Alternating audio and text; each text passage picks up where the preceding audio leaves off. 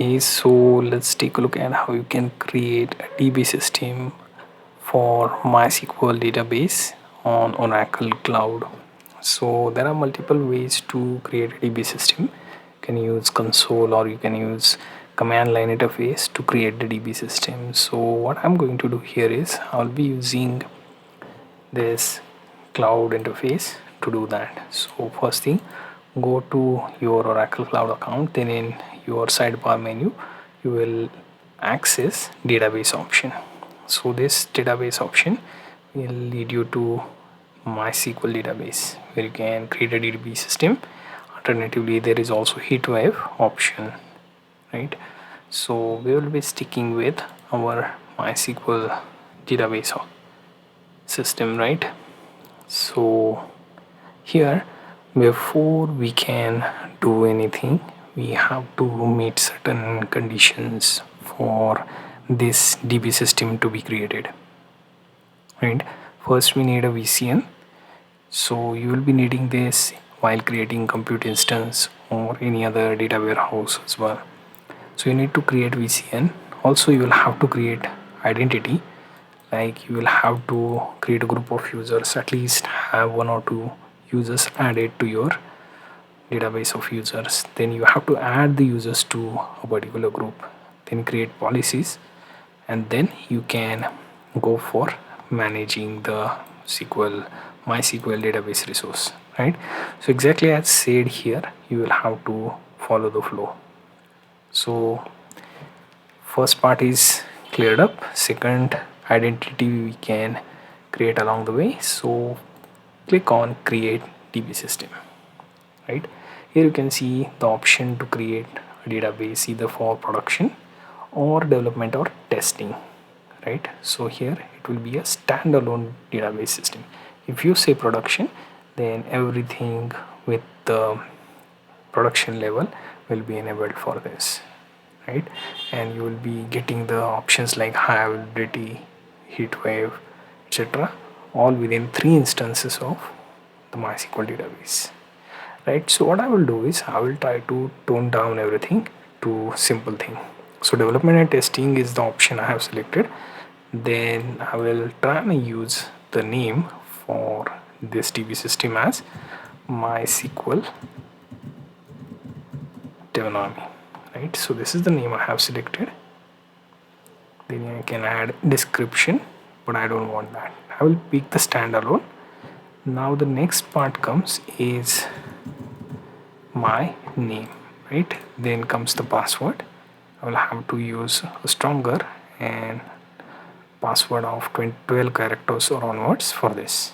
Then I have configure networking option where I have already set up the VCN and subnet as well. Then there is the option of placement. Currently I am choosing the available domain on my regional region here, as you can see. So this regional domain is picked up. You can also choose for domain, but I will not be selecting that. Then there is hardware part.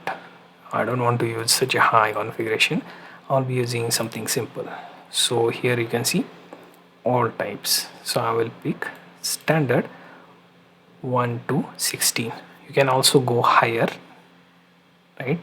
But there is no need. So I will just select this one, which is 1 CPU, 16 GB of memory size. Select shape, right? Then data storage size 50 GB. You can reduce that. You don't need that much. You can pick 20 GB if you want. So it is pointing me that it needs to be 50 or higher. Okay, so fair enough. So we will go with that. Then I don't want backups, so I will disable that. There are advanced option. I will go through the deletion plan. So protects the DB system against delete operations. I don't want to do that. I must have option to delete this. They retain automatic backups. I don't want that. There is also final backup. I don't want that either, considering I am on free tier. Then there is configuration. Can choose the shape and set it as default. Crash recovery you can enable, right? You or again disable as well. There is maintenance option, you can set it for automatic. The networking, can change the port. So this is 3306 is the default that you can get, right? Then tax, I have not deal with tax, so I will not be adding that part here, right? So the part where I have to set everything up is the password. Now I have added the password. I can save this entire configuration as a stack, right? And then I can also create the DB system. Here you can see, creating a DB system with crash recovery disabled prevents the creation of backups and prevents stopping or starting DB system. Right? To perform those actions, you must enable crash recovery. Right? So disabling crash recovery is only recommended for batch loading or for testing DB systems. So this is what I'm doing, testing DB system. So I'm not enabling crash recovery. Are you sure you want to create this DB system with crash recovery disabled? So I will go with yes, and I will click on create. So here you see,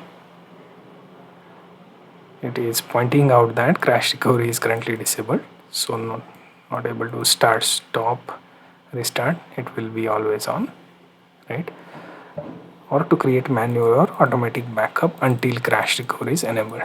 So to do that, you can go to more actions, then enable crash recovery once it is available. Also add heat wave cluster, right? And then you can also check out various things that are available for me, right? So deletion plan, backup, then endpoints, right? There is also virtual cloud network, net we selected, subnet selected, the same. Then let's wait for it to see that it is available or running, right? As you can see, my shape is 1 CPU 16 GB, right? And storage size 50 GB, which for some reason I can't change. Then MySQL version is pretty much the current based on what I know so far. So let's just wait for this to create.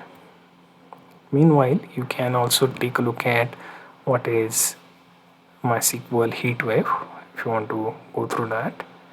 Later I will be showing you how to add heatwave cluster or work with heatwave, right?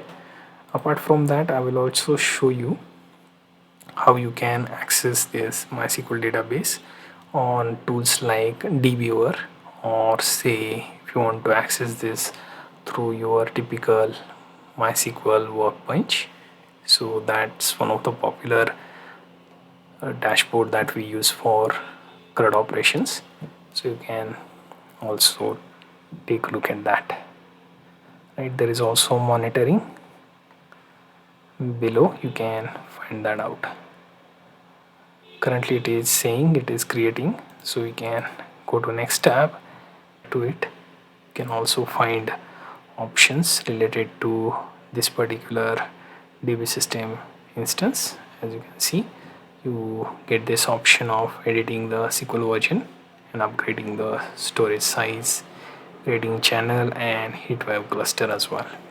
Now if you go back to DB system, now it will show you that DB system is active, however crash recovery and everything else is disabled. Even heatwave is disabled, which we wanted to see, right?